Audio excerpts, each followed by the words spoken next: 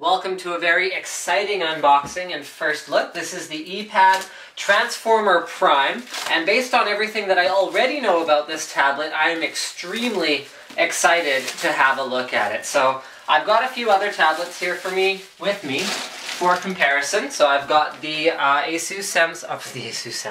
Samsung Galaxy Tab 10.1. I've got the ASUS Transformer Original, and then I've also got an iPad 2 in its little snug case there, which I'll take off for a closer comparison. Check this out. So the first thing I notice about the box is a nice foamy insert, which is going to make sure that that screen doesn't get damaged in any way during transit. Very, very high hopes for this tablet, so let's check out the packaging here. Rumble's going to help us. So the first thing we find here are some of the outstanding benefits offered. Cool. So incredibly slim. Yes, this is the slimmest tablet yet. Ultra performance with the NVIDIA Tegra 3 quad core, and that's a bit of a misnomer because it actually has 5 cores, one of which is a low-powered core for when the tablet is not really doing much. Silky smooth 3D gaming, HD video playing up to 1080p, all on Google's user-friendly and upgradable Android OS. It's funny they mention upgradable because it will be compatible with Ice Cream Sandwich moving forward, although it does come with Honeycomb. Unrivaled visual acuity. So this Super IPS Plus panel actually is, according to what I've heard so far, even better than what was my previous favorite tablet panel, which was the one, the PLS panel on the Galaxy Tab 10.1, so I'm very excited to check that out. Supreme sound, so ASUS says they've put in improved audio performance, okay, unlimited productivity with the with the dock, which I'll be checking out later. So there's the Transformer Prime dock. Just like the original Transformer, you can add more battery life, as well as a full QWERTY keypad and some additional I/O. So that's pretty cool. Hey, check this out. This doesn't come with like a cheesy microfiber cloth. It comes with an actual proper textured one that's gonna, like, look at this. I actually bought one like this number of years back. This looks like almost exactly the same as the one I bought way back when. Whatever, it's very similar. This is really, really old and ratty, and this one's new. So you can clean off your tablet with that. It also comes with what appears to be the same charger that comes with the original Transformer. So actually here, I have it on hand, so we might as well check it out. What do we got here? Yeah, ASUS, something or other, yep. Looks like the same thing, and as you can see, it's a potent cat toy, which you shouldn't be playing with that. Alright, what else we got for accessories? I think that's pretty much it. So it's a fairly bare package. You got your cleaning cloth, you got your little instructional doodad, you got your charger, and you've got what is obviously the most important piece, the actual ePad Transformer Prime. So let's check this out. First thing we want to do is take off this plastic sheathing. So this already looks very familiar to me. This looks a lot like the ZenBook, which is just a beautiful piece of computer hardware. So I love the finish here. It's got kind of a concentric circle thing going on with like a brushed metal finish. Nice shiny ASUS logo right in the middle there. Overall, the machine is quite light compared to the original Transformer. That was one of the things that made me sort of less of a fan of the Transformer, because in spite of the good form factor, it really had some heft to it. This one is definitely significantly lighter. That's also one of the things that I don't like that much about the iPad 2. It's a very, very heavy device, and for a tablet, it becomes very relevant if you're going to be, yeah, it's actually quite light. I don't think it's as light as the Galaxy Tab 10. Well, maybe. Hold on. Wow, this is really light, even in spite of the fact that it feels a little heavier. I'll have to weigh them when I do my proper follow-up on this on my NCIX.com channel, but yeah, it feels quite light indeed. Very nice form factor. But yeah, okay, sorry, what I was saying. So yeah, when you're like, you know, laying in bed watching a movie or reading a book or whatever, the weight becomes very, very important. So what else we got on the back here? We have a flash and the 8-megapixel camera, and then we've got one speaker on the Transformer Prime. This feels like a bit of a step backwards to me, given that the original Transformer had 2 speakers, one on the right-hand side and one on the left-hand side on the edges there. But you know what? It doesn't bother me that much when I'm using the iPad 2, which only has 1 speaker as well, so I guess I'll let it slide this time. Let's have a look at what we've got for I/O on the device itself. There's your standard headphone jack. Up at the top, we find a whole lot of nothing except a microphone. We've got our on-off standby button. Our rocker switch for volume. That looks... Hold on, is that... that looks like micro HDMI. but I could be wrong. Give me a sec, I'll double check that for you guys. And then, oh, that could be a microphone as well. Interesting. Okay, I don't know what that is either, but this is definitely a micro SD slot, which is awesome because that, in my mind, already makes the Transformer Prime, aside from the price point, because, yes, the Transformer Prime is more expensive than the original Transformer, but instead of starting at a 16 gig model at $399, it starts at a 32 gig model at $499. Which is fine because the Transformer, when it launched, was $499 for the 32 gig model anyway. So now we see a 32 gig model and a 64 instead of a 16 and a 32. So let's actually turn this baby on. Oh yeah, the dock down here at the bottom. Sorry, I wasn't quite done yet. Oh, what are these? Oh, you know what? These are probably for, yeah, these are for docking to the keyboard. The keyboard, which actually acts not only as a keyboard, but an extended battery. I think I already mentioned that. So there's our serial number. Here's a little plastic thingy. We don't have to leave that on. We can get rid of that if we want. I would probably not keep that on the device. So it's booting up right now. So let's talk a little bit about the Tegra 3 processor. Oh yeah, we've got our front webcam here as well, or our front camera. So Tegra 3 processor. So it's a quad-core CPU, plus NVIDIA has also significantly upgraded the GPU. So it is substantially more powerful than the Tegra 2, which was pretty much the only processor that you found in most of the first-generation tablets with Android Honeycomb. So I mentioned that it's quad-core, but there's a 5th core. So your 4 cores are going to turn on or turn off or be clocked higher or clocked lower depending on the profiles you set, depending on the load that you're running. And then there's an additional 1 core that can run just as a super low power state, and all the other 4 ones are off. So that's why it's actually a 5-core processor. NVIDIA has also significantly upgraded the GPU horsepower. So CPU is better and more faster, and there are more, and the GPU is much more powerful. So okay, one thing that I've noticed right away about this guy, hold on, I'm just going to key in the password to my, my SSID here.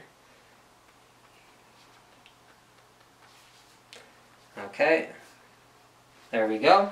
One thing I've noticed about it right away is, I don't know if you can see this in this light, but I can see the touchscreen interface a little bit. I can see the grid of dots. It's not that noticeable. It only really, you know what, it only really comes out if I catch the light that's up there on the ceiling and it shines directly off the tablet into my eyes. I can kind of see the dots around it, but it's definitely not as noticeable as something like the Motorola Zoom or the Toshiba Thrive. Both of those had very, very noticeable touchscreen overlays. So this is sort of what I would say is about middle of the road in terms of the visibility of it. I can see it a little bit.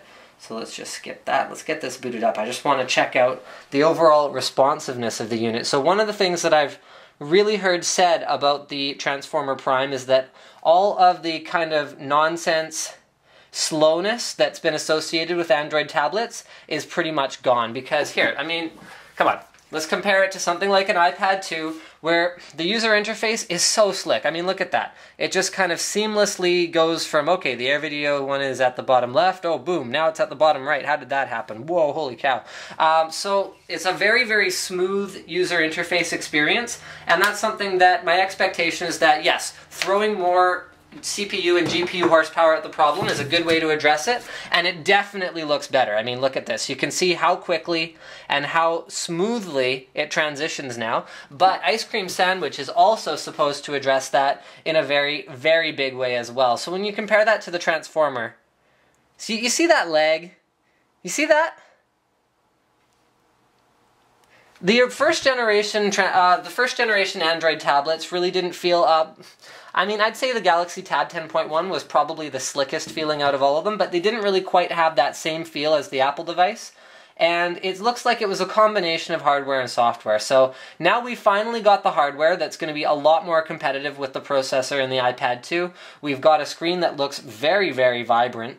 And let's actually go ahead and wow, look at that. So they've really increased the brightness of the screen compared to the Transformer.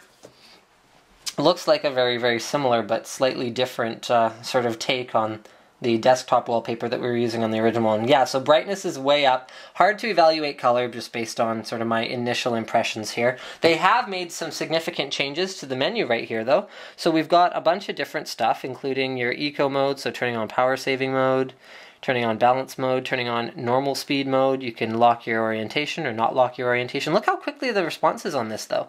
Compared to previous Android tablets where navigating through menus really feels like a bit of a chore. Wi-Fi on, Wi-Fi off. Let's see how quickly it can connect to my Wi-Fi. Is my browser working yet? That's nice. That's one of the things that I really like about the iPad 2 is that when you are in range of your wireless, it's like, boom, it's on, it's on. So let's go ncix.com. See how quickly that loads up. I'm sitting right next to my hotspot, so this should be pretty much a best case scenario. I'm on a broadband 50, so that's a 50 megabit per second internet plan. Go to the forum. Let's read the forums. Very, very nice to look at overall, though. I mean, look at the... Okay, I apologize because you guys aren't really going to be able to see this, but the contrast between this black and this white is just outstanding. Like, this looks like the deepest of deep blacks. It almost looks like part of the frame more than it looks like part of the screen. That is just amazing. So far, I'm very impressed with the screen, though. Scrolling is nice and quick. Let's see zooming, because that's one of the things that I really felt was totally not the best experience with the first generation of Android tablets. So, oh, there's no internet connection. Let's get that addressed. Okay, just a sec. I'll be back, guys. Okay, so here's the transformer. I've got the same page loaded. So zooming in actually feels a little bit better than it used to. There was a recent system update. I wonder if that kind of addressed some of my concerns. But it's still not quite there with something like the iPad 2, which just feels so silky smooth when you're zooming around. I mean, look at that. Okay, so we're not quite there, but that's more of like a software thing that hopefully will be addressed with Ice Cream Sandwich. Let's wrap this up with just like a general physical comparison. I just love this thing physically, actually. Like, I love it physically.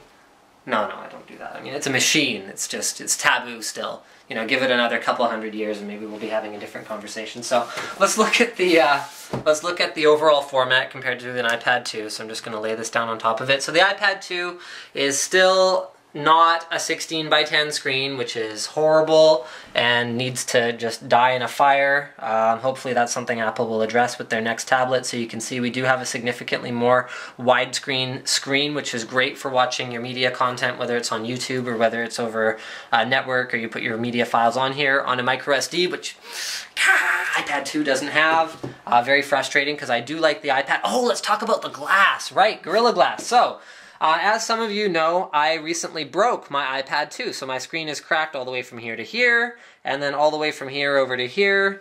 It's pretty wrecked, which has made me fairly unhappy. So this uses Corningware Gorilla Glass, which should make it about as scratch-proof and break-proof and everything-proof as possible. So that's something to bear in mind, guys. That actually, there's a great demo that ASUS has on YouTube of the original Transformer, where they take keys and objects and try to scratch the glass, and then they show you the result at the end. So that's outstanding, and that's something, if you've ever had a tablet that's broken, then hey, it might be a factor for you.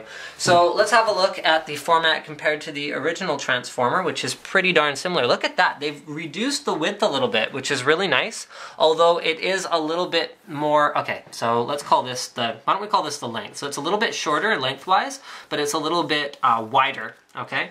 However, the screen size is pretty much the same. So what they've done is they've lost some of this bezel space around here, and then they've increased a little bit of the bezel space around the top. Let's check out the thickness. So thickness was one of the things where the original Transformer really didn't stack up well against its competition. So yeah, the original Transformer really didn't stack up that well thickness-wise. You can see compared to the iPad 2 against the original Transformer, and then there's the Transformer Prime against the original Transformer. So I'm going to go ahead and put the iPad 2 next to the Transformer Prime, so you can see the thick... Oh, that's really, really close. Okay, so ASUS says it's the thinnest. I guess I'll have to take their word for it, but these all look really, really close to me. So here's the iPad 2, Transformer Prime, and Galaxy Tab 10.1. So yes, this was HDMI over here, so that's micro HDMI. So what ASUS has done here is they've produced a tablet that... This was my favorite Android Tegra 2 tablet, the Galaxy Tab 10.1. No secret, I love the screen, love the form factor, love the weight. However, no micro SD, no HDMI output, done. Like, you lose the benefit of going with the Google platform, in my personal opinion, by removing those features, because that's a huge selling point for me versus something like an iPad 2, where you have to have like a weird dongle to do HDMI output or get a USB port or whatever the case may be.